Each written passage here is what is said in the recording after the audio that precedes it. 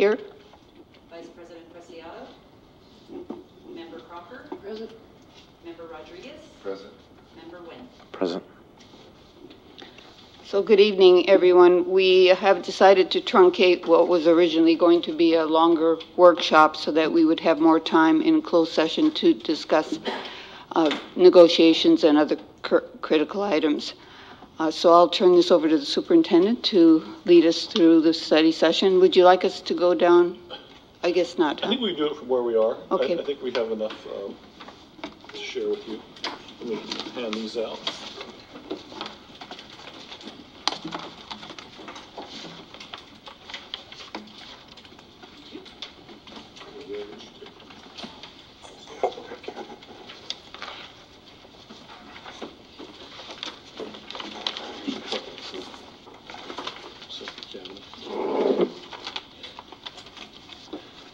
I got one more coming.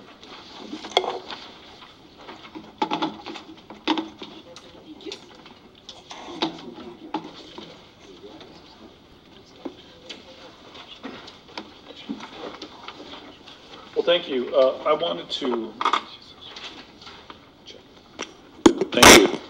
I wanted to kind of compile some of the notes and give you a little bit of a status report before we jump into a discussion about kind of the structure and flow of board meetings the way you want to do it.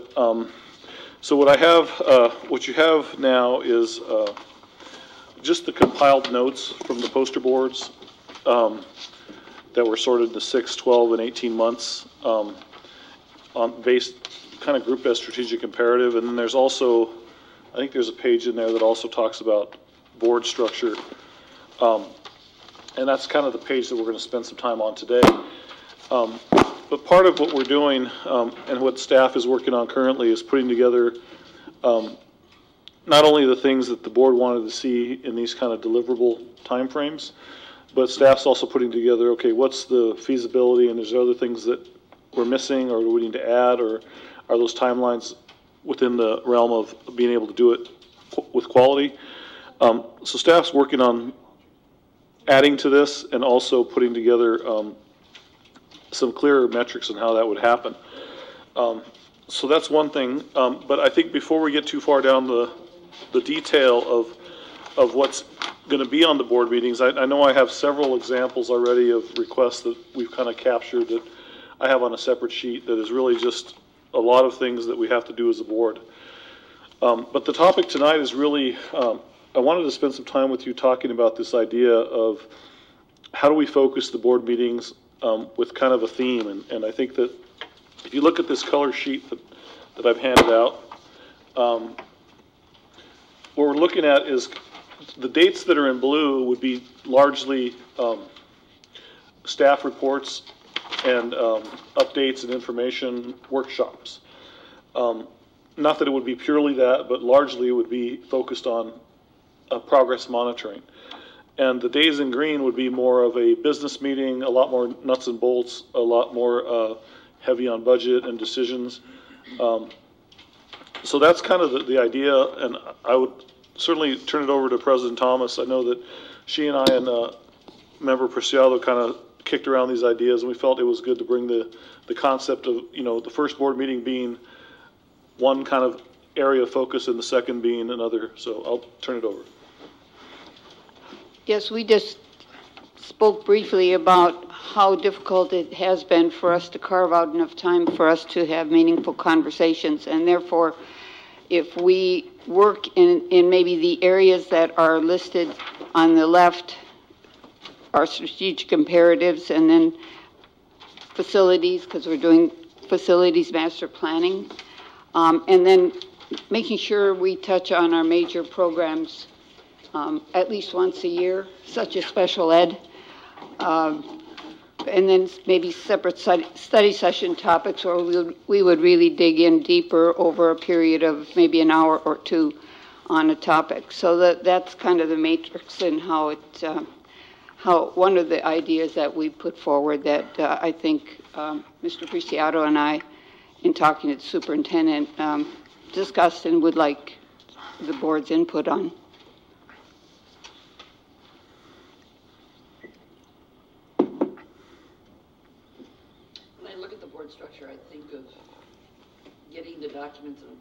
fashion, and the sooner the better.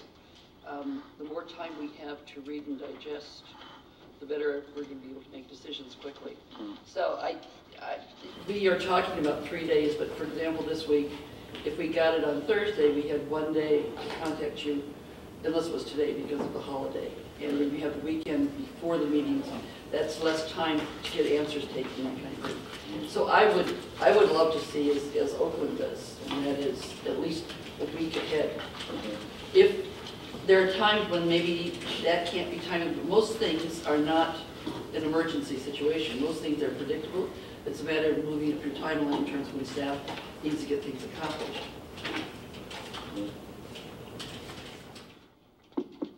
And that's something that we heard in our retreat was, especially for the big ticket items, I think is what we called them, to have more saturation time with the board and even in the public.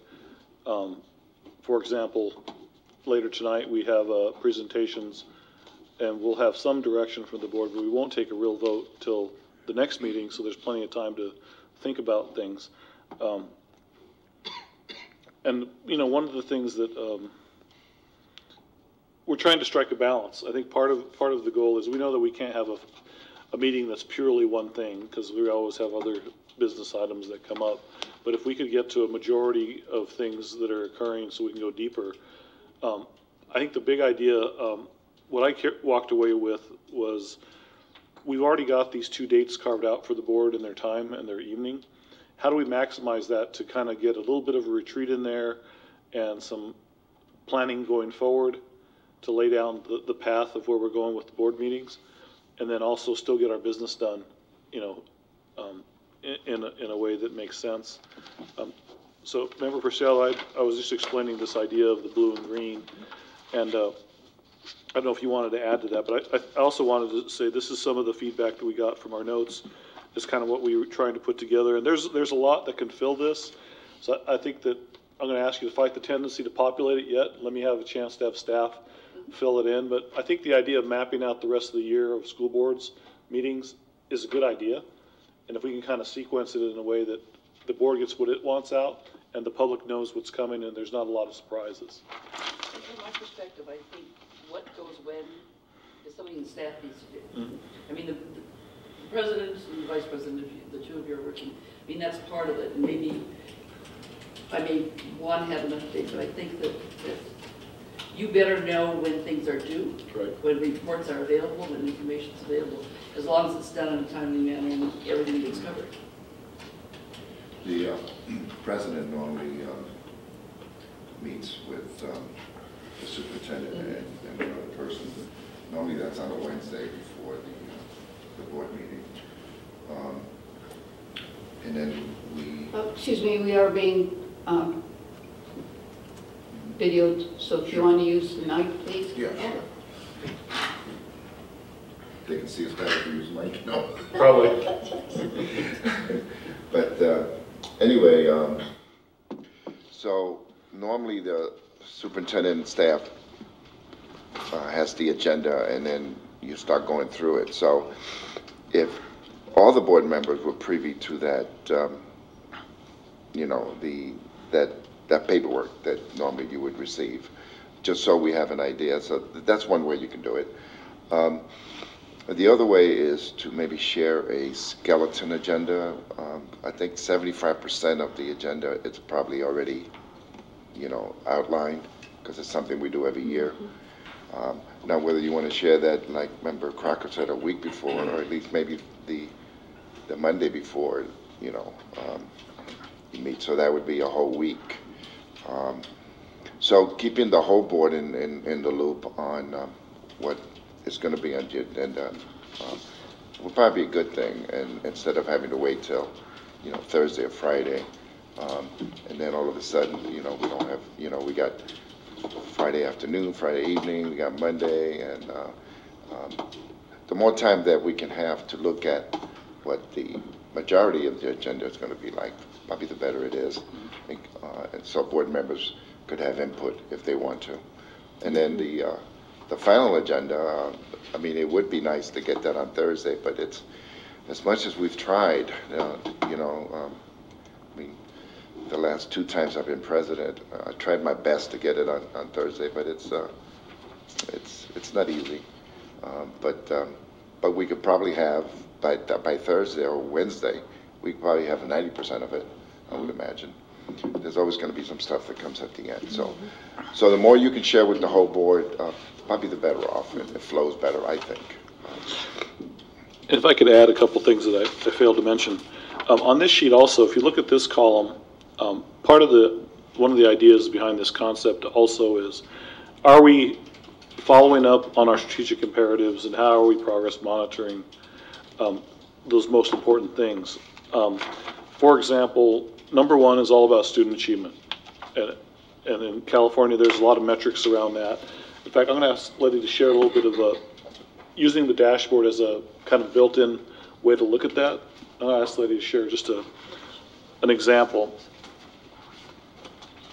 But part of the idea while she does that is, if we start noticing, hey, we haven't really looked at that in a couple of meetings, we probably need to check on something there. It kind of keeps us accountable as well to the public and also to each other, to make sure we're kind of inspecting what we wanted to see get done.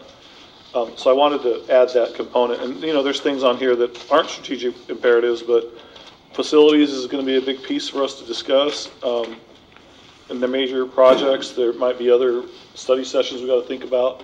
So this is kind of the type of things or categories. And then we would start planning out the following, end of the school year to kind of pre-populate that and do some planning. So I think that, and I agree, I think it is really staff is going to help modulate, like, what are the ingredients?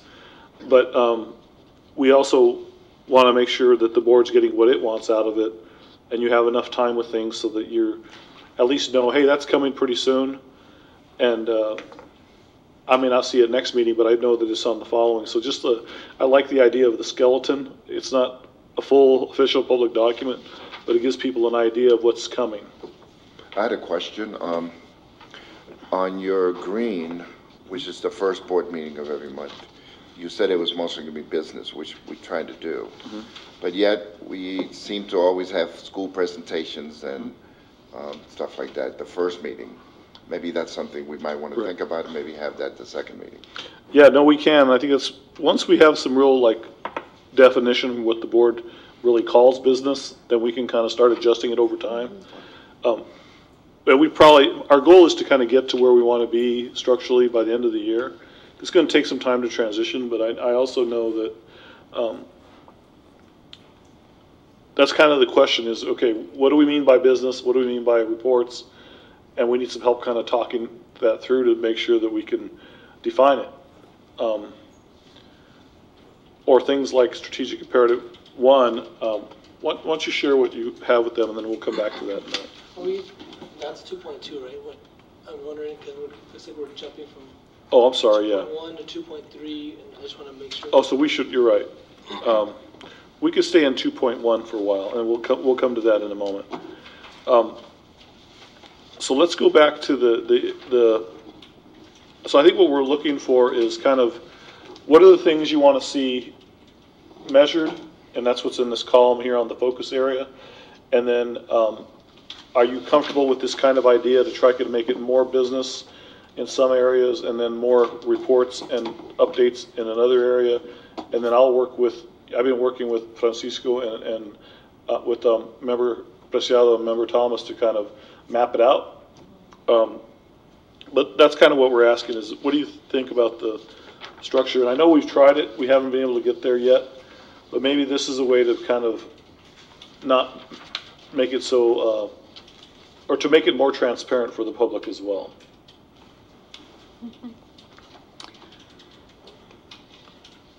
So should we move on to 2.2, and we will pick up the planning calendar on 2.3? Okay. So go ahead. I'm just wondering. No, I appreciate that. Or I don't know, or because maybe or next time we just figure out, we'll put one section and then we'll put all 3 or 4 different pieces as part of that, so that we can. Right. Yeah, so I don't see these as individual items that we take sequentially. So maybe just having a sentence that says the board will discuss dashboard and current state, blah, blah, blah. Right. You know what I mean? Right. So we're not bound to a certain, we're not taking action. It's a free-flowing, informative, back and forth discussion. So it's really not distinct topics. So I would say focusing on this strategic imperative or SI posters results, I think this is kind of what we should be discussing kind of as a board, figuring out like within these, what are the priorities or what can we get? Which document are you looking at? I'm looking at the SI, this one. Yeah, The notes, okay. It's the SI posters results.pdf. Okay. And how we can, so because I think one of the difficulties is if we're saying we want different pieces, then when you're reporting, well, if you haven't been given direction, like what are the priority areas? I think it's easier to say like, okay, these are the priority areas, and then that's how we fill this in, or how you fill it in by knowing what the priority areas are. So like if I'm trying to think of how to guide, because I know we're not making a decision, but guide conversation of saying, okay, within the red 6 months, within these things, which ones are we prioritizing? And then what's the type of accountability measure? So in a couple months, are we coming back and checking in? So I'll take 1, 2, 3, 4, just because this is easy. The fourth one, to offer high quality student programming so that graduates are prepared to compete in a global society via an increased preparation for A through G, and you see metrics with 2016, 2017 year as a baseline. So if this is the priority, then we need to map out in terms of the timeline.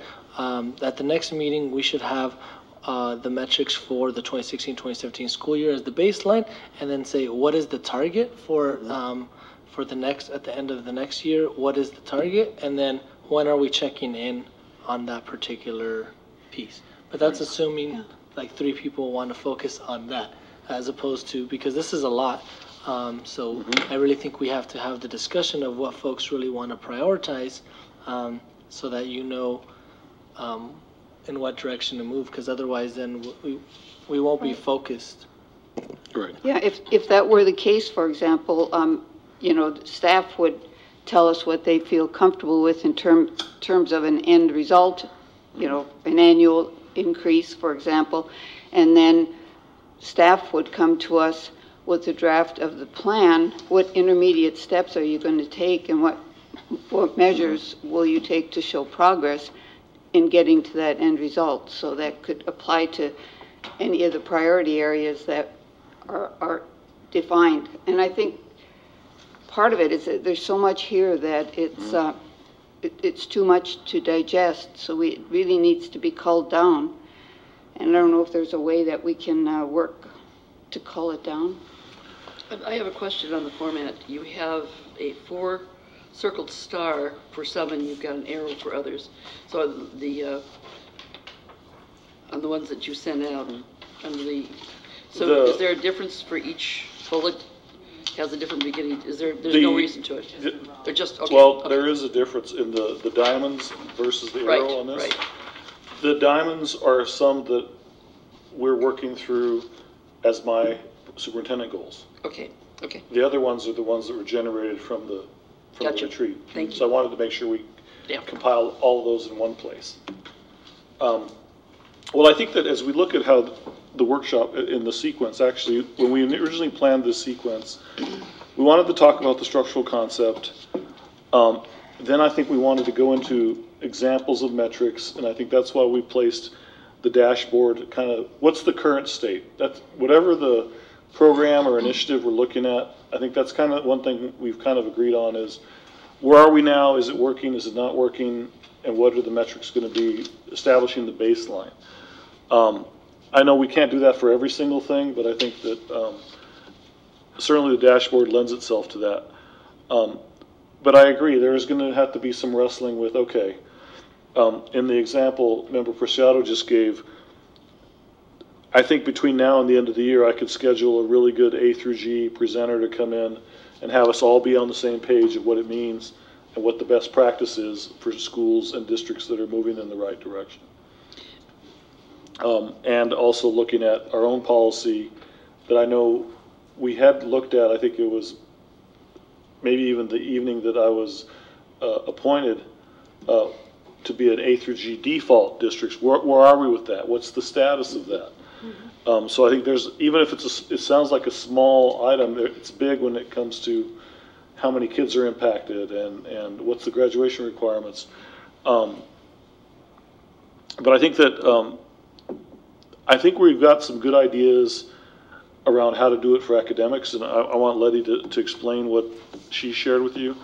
The challenge is, I think, going to be on some of the other areas, like increasing enrollment. How are we going to measure? I mean, we know we're going to count it, like, did we increase or didn't we? But what's our plan? What's the communication? So there's some more conversation needs to happen for that. And if we had a spot, let's say on the blue days, that we know we've carved out some workshop time with the board, and we know that's a high priority, and it's also a focus area, then we should probably start planning for something to do a retreat with the board that goes more in depth on that topic. And I think for terms of sanity for this thing, because it is overwhelming,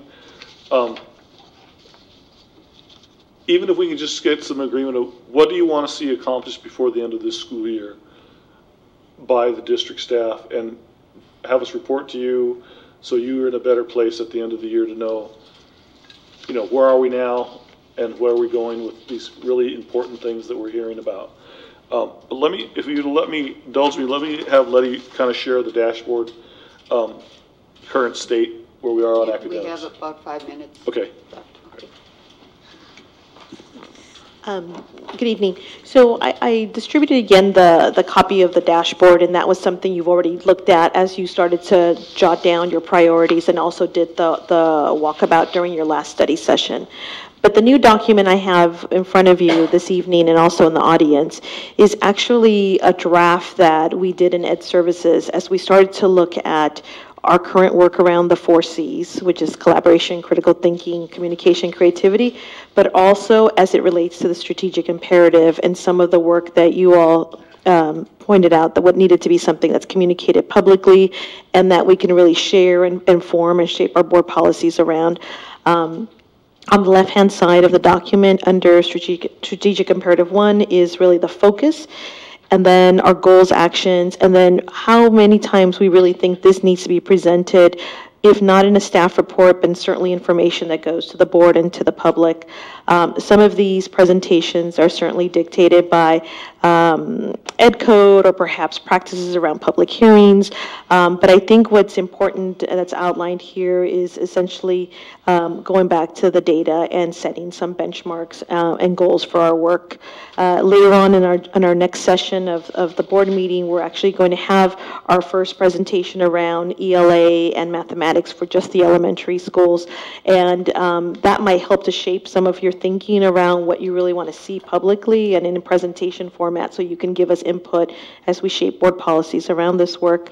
But I wanted to offer just a snapshot into what some of the work of Ed Services currently is, so you had a better picture. But I didn't, where it was not contingent on a certain month, I didn't outline that. I just kind of said spring or fall, just to give you a better idea of that. What does inaccountability mean? So under accountability is really the goals are outlined within our dashboard, and we're also looking at some of the board policies that are tied there. In the next coming meetings, for example, what we found was that our board policy around promotion and retention and acceleration was out of date. So we're going to bring forward that board policy as it relates to updating, but also meeting the needs of our students. So that would be a piece where I would, for Ed Services, shape accountability, because it gives protocols and procedures for promotion, retention, and acceleration of students, but it has to be tied to our dashboard and it has to be tied to our current data and have data-informed decisions. So that would be one example.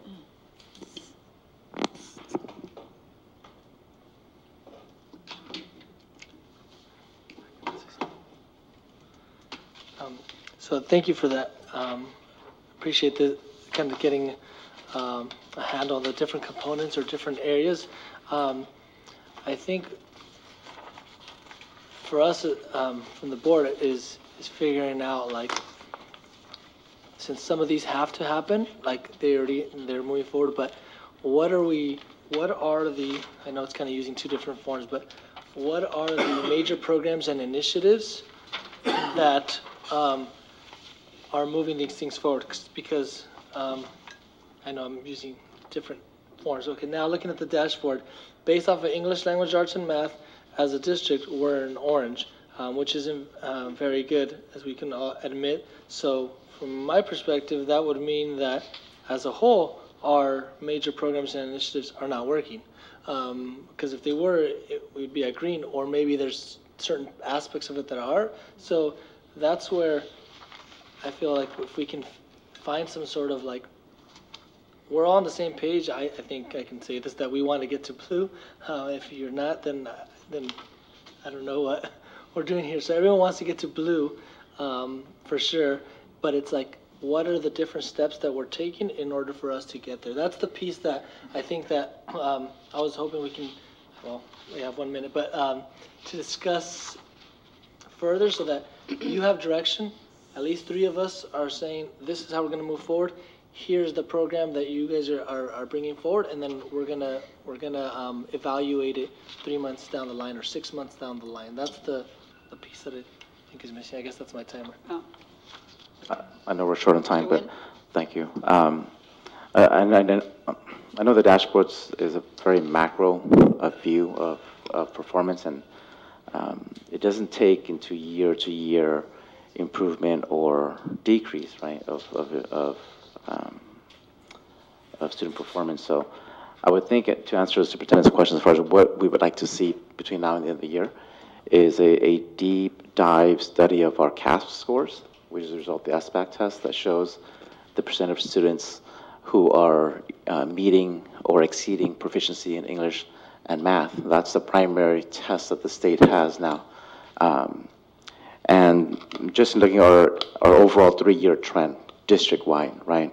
For English in 15, we were at 47% of those who met and exceeded expectations for English, and 35% for math. 2016, we jumped up to 49 and 39 respectively, but for the latest one, for the last school year, we dropped down to 45 and then 36. So to really understand what caused that 4% drop district-wide of students who are meeting or exceeding expectations in English, and then what accounts for that 3% drop in mathematics? Or is it programmatic? Did we do anything different? Did we change our PD methodologies? Or maybe it's just the ebb and flow of the testing cycle. Maybe these batch of students just happen to perform not as great as the previous batch. Who knows? But what does that look like? What can possibly explain that dip? Or perhaps not just what's happened from one year to another with our district, but the vagaries of the test itself. What about neighboring districts or similar districts? How many of them have grown or we have not grown, or we've fallen further than they have fallen? In other words, one of the conferences I went to for CSBA spoke about how this year's SBAC test, the performance was much poorer than the previous years, and that the reliability of the test is questionable, and it may take up to 5 years to make it. But I don't think we need to say, oh, therefore we can't look at similar schools or look at the breakdown of the testing and where our students may not be. I think what I heard you say and what I'd like to see also is deep thinking by staff about what the data is telling us, not just what the data is. Well, I think this is helpful, and I think part of what you confirmed some of the things I thought you would say. I think what we're really after here is kind of, at least for strategic imperative number 1, We need to be able to say, this area is orange or red, and what are we doing about it, and where does it show up, and how are we measuring it? That's really kind of what we're after, so let me take it back and rework it, retool it. I like the idea of really getting deep on the math and literacy data. We can pull that and probably do a more intelligent analysis. Since, excuse me, I didn't mean to. No, please. Since Mr. Preciado and I have been working together with you on the agenda, how would the board feel about us working with the superintendent on kind of a draft and giving him our input when he brings it back to us? I'm okay with it. One of the pitfalls that we have, and we have to be careful, I think, as educators, is to give the community the feeling that our kids are not getting educated in our classrooms. And there's reasons why some children disengage or are disengaged. And when we break down the reasons why, then our challenge is to find a way to re-engage or engage these students that didn't do as well and find out what happened and how we can help them. And at the same time, continue to engage the ones that did do well. Right. So you don't focus on the, 20% that, and then lose sight of the other, right. 80%. So it's definitely a challenge, but I don't want people to think that, there isn't great things happening in our classrooms. Like for years, Schilling would always get, it seemed to be lower score, and people thought, well, what's going on at Schilling? And then when you visit the school, you find out that probably, there's great things going on there, and you needed to visit the school in order to see, instead of just looking at scores. So I just don't want us to get to a point that's all we do. Right. Is look at scores. And I agree. I think that we have to balance it with what's going right, because there's a lot of things going right, too, and I think that we got to get better at that. So I appreciate the comment. Okay. Mr. Preciado, did you want? Yeah, just my last point would be like, I think part of the problem for us is that if we only focus on the things that are doing right, then we don't actually address the systemic things that are going wrong. So I would just say, for me, it's not about looking at the things that are going wrong for the purposes of saying it's anyone's fault or anything. It's more of, this is the current state, this is where it's at. We've collectively agreed that this is how we want to move forward, and these are the steps or the programs that we want to support in order to move that forward. So the framing is, this is where we're at, and this is how we want to get to the blue. So it's not, I wouldn't say, like, I don't want to take away from that, but I really think that we need to start diving into that, because we haven't for the longest time. Right. Yeah, I agree with that 100%. Yeah. Understanding the orange in order to get to the blue, right? Basically.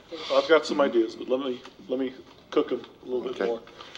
Thank you. So next we will be recessing to closed session where we will talk about public employment discipline, dismissal, release, conference with labor negotiators for NTA, conference with labor negotiator for our unrepresented groups, conference with legal counsel regarding anticipated litigation, and conference with legal counsel regarding existing litigation. Is there anyone from the public that would like to address us on any of these topics before we go to closed session?